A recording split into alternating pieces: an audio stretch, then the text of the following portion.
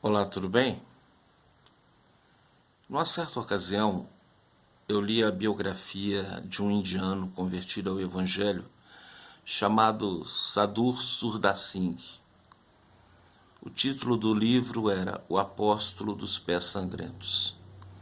Foi um homem que viajou e muito pelo seu país para propagar o Evangelho de Cristo aos corações. E num momento da sua vida, ele estava enfrentando uma nevasca, ele e mais um missionário. E eles precisavam chegar até uma aldeia antes do anoitecer, senão eles seriam mortos por hipotermia. Não sobreviveriam ao frio intenso que estava ocorrendo naquela região. E, indo estrada afora, eles encontraram um cidadão caído, já desfalecendo, e Sadhguru Surdas Singh se propôs a ajudar aquele homem. E o missionário disse: não faça isso, porque senão vai morrer nós três. Nós três pereceremos. Sadhguru Surdas Singh disse: não, eu não vou desistir dele não, eu vou levá-lo comigo e Deus há de me dar forças para que nós cheguemos até então à aldeia. E o outro missionário então disse: olha, então essa responsabilidade é sua, pois eu estou indo embora. Eu não vou te ajudar nisso não, porque eu sei que isso não vai dar certo. Nós três vamos morrer de frio. E o missionário foi embora e Sadhguru Surdas Singh pegou aquele homem que ele não conhecia, que ele não sabia de onde era, que credo religioso ele professava, se ele tinha ou não cometido crimes, se ele era pai, filho, esposo de alguém. Para ele não interessava. Interessava era que era uma vida. E ele colocou aquele homem nos ombros e começou a ir enfrentando a nevasca, procurando uma luz para chegar até a aldeia e ali então eles serem aquecidos. Depois de andar por muito tempo, ele viu um vulto na neve caído. E para surpresa dele, era o missionário. E ele abaixou então e foi ver o que estava acontecendo. Aquele missionário estava morto. Ele não sobreviveu ao frio. Mas o homem a quem Sadhguru Surdas Singh estava amparando, eles estavam trocando calor corporal. E isso ajudou na sobrevivência dos dois. E ele continuou ajudando aquele homem, e ambos chegaram até a aldeia, e ambos sobreviveram. Isso é só um testemunho que eu quero usar para entrar no assunto que eu quero compartilhar com vocês. O assunto se encontra na carta de Paulo aos Gálatas, no capítulo 6, no versículo 1, onde ele diz o seguinte: olha aqui, irmãos, vocês que se julgam espirituais, porque se você ler toda a carta, você vai ver que Paulo bate sempre nessa tecla, porque os Gálatas se julgavam estar um nível acima dos demais, no padrão de espiritualidade. É aquele tipo de crente que se julga ser o bastião da verdade, é o crente legalista, é o crente que acha que porque ele parou de beber e de fumar e de prostituir, ele já está liberto de tudo. Ele não consegue enxergar que a mentira também é um pecado grave, que a indiferença é um pecado grave, que a trapaça, que o engano, que a dissimulação também é um pecado grave. E Paulo então fala: olha, se vocês pegarem, vocês que se julgam ser espirituais, se vocês encontrarem algum irmãozinho cometendo algum delito, alguma falta, vocês que se julgam ser espirituais, procure conduzir o mesmo com espírito de mansidão e de brandura e com muita humildade, olhando para vocês mesmos porque no amanhã vocês podem correr no mesmo erro. Estas eram as palavras de Paulo.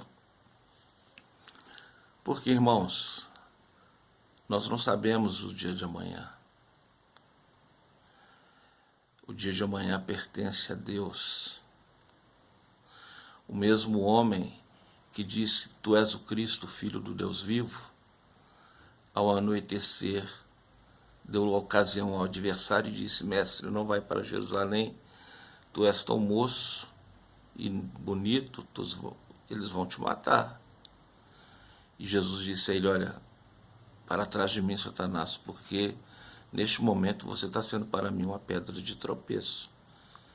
Este homem era Pedro, um dos maiores apóstolos da história do cristianismo, o maior pregador de sermões ocasionais. Então, irmãos, nós precisamos tratar dos problemas que existem entre nós segundo a orientação da palavra de Deus.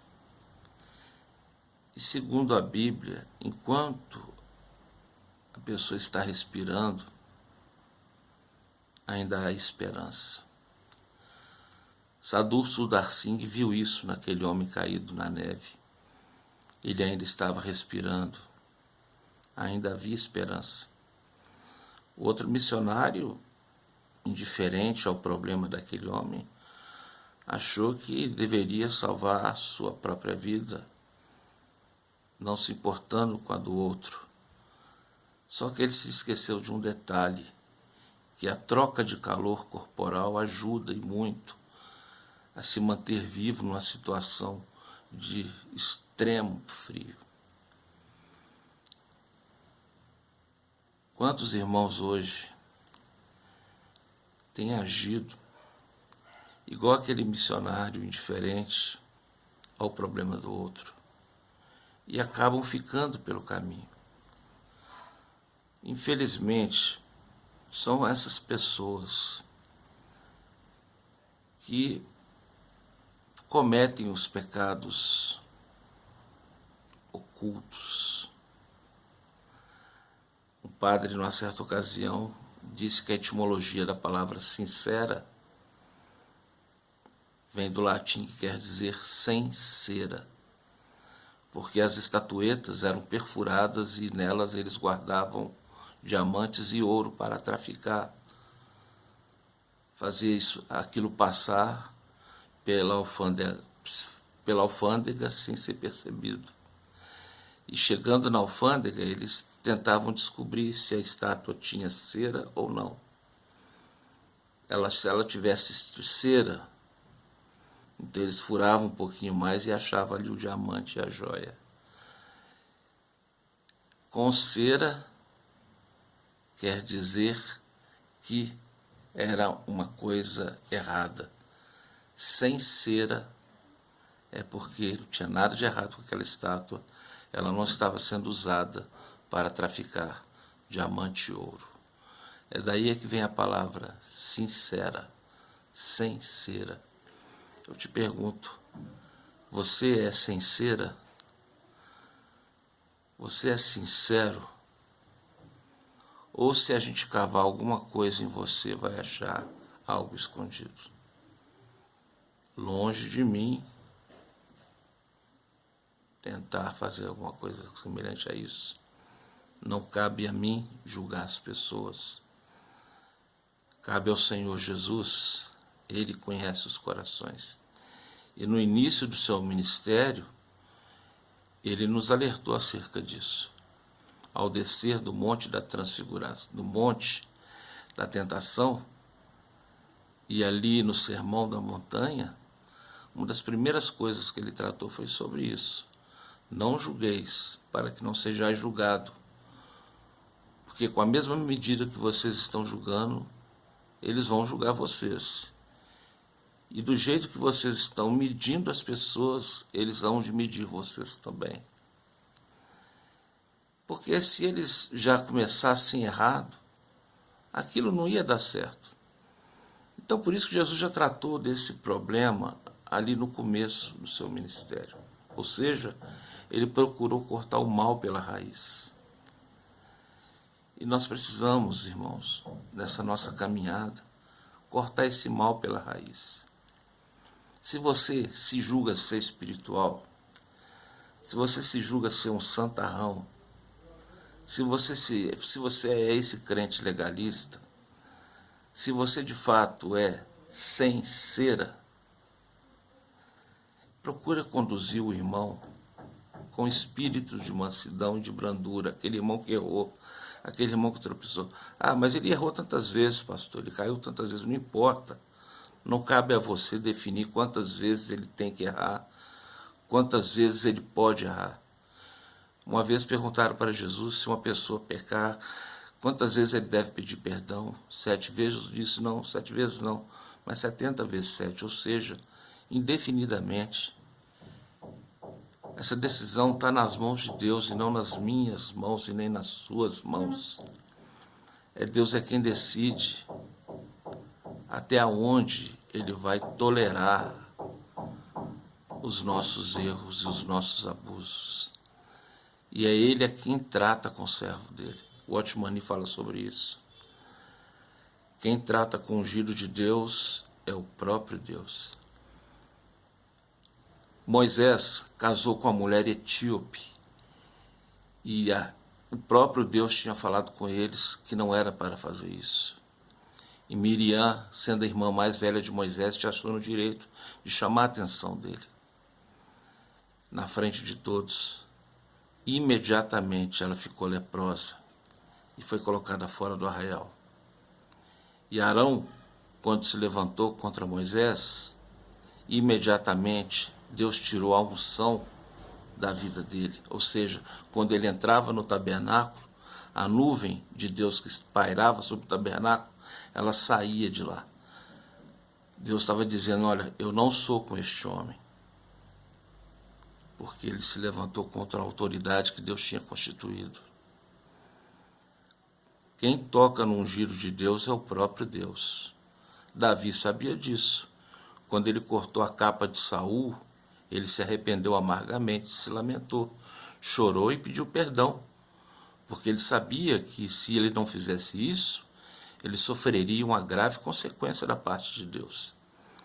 Ele pediu Deus perdão, pediu Saul perdão, porque ele foi lá e cortou a capa de Saul no momento em que ele estava distraído. Ô irmão, pare de ficar cortando a capa dos outros. Pare de ficar deixando os irmãos pelo caminho. É o calor dele que vai garantir a sua chegada até lá no final. Foi o calor corporal daquele homem que garantiu a vida de Sadhu Sundar Singh. Seja um cristão sem cera, sem mentiras. Por fora você está igual aquele anjinho barroco, pintado, adornado. Mas e o que tem dentro de você? Será que é legal?